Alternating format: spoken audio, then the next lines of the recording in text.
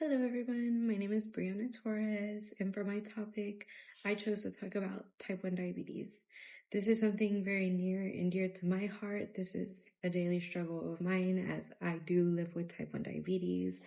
This is one of my CGMs. It helps me monitor my blood sugars. So we'll follow along with my PowerPoint. And here we go. Living with type 1 diabetes, what everyone should know. What is type 1 diabetes? Type 1 diabetes is an autoimmune condition, and there's my pump. It is an autoimmune condition where it attacks the insulin-producing cells. And insulin is very important to your daily functions in life. This also requires a lifelong,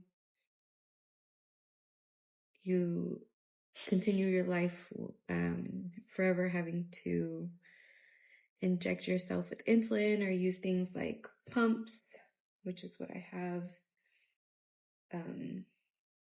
It is attached to my body.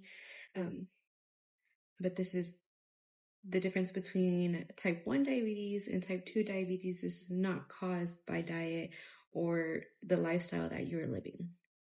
It is simply something that is just developed. It's nothing that is preventable, unfortunately. Quick facts from the CDC website. Only 5 to 10% of people who are diagnosed with diabetes are type 1. This is mostly diagnosed in young children or teens, but it does not discriminate in age. You don't have to be born with it, and you don't have to be young to get it. It can happen throughout any stage of life, if you are one of the lucky ones. Over 18,000 youth are diagnosed each year.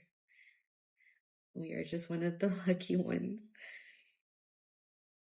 Now, what it's like living with type 1 diabetes, right? There is frequent blood sugar checks. There is meal planning, taking insulin daily, and that when you take insulin, it can look different person by person. There's insulin pens. There are insulin vials, so you're going to use a needle.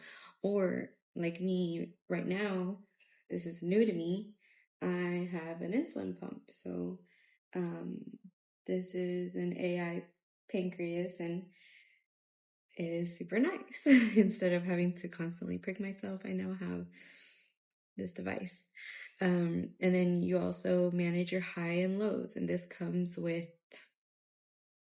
different struggles, different feelings, and different management. For your highs, you're going to have to take more insulin, drink water. Sometimes you can also help by walking, or with lows. The way you help your lows, you eat 20 carbs every 15 minutes. So within the first 20 minutes, if the 15 carbs did not help, you eat another 15 carbs. That's just kind of how you manage it. Signs, symptoms, and risk factors. Excessive thirst, fatigue, and weight loss. They do say that the risk increases with family history, and most cases are diagnosed within children and teens. How type 1 diabetes is managed. This includes checking your blood sugar daily.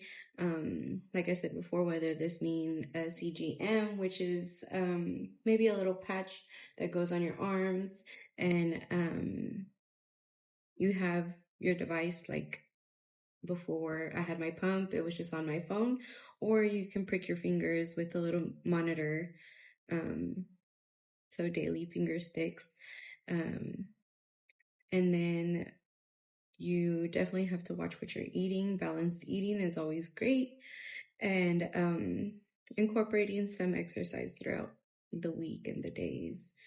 And then every 3 months, there's frequent doctor checkups so that they can monitor and help you stay on track and stay healthy and make sure everything is working, your insulin ratios are working for your body and all that good stuff. Type 1 in the future. So for type 1 diabetes, there is no cure. There's no really, like I said before, there's no prevention, there's no cure. But it has become easier with new technology. Like I keep bringing up my pump. This is considered a new AI pancreas. You don't really have to touch it so much.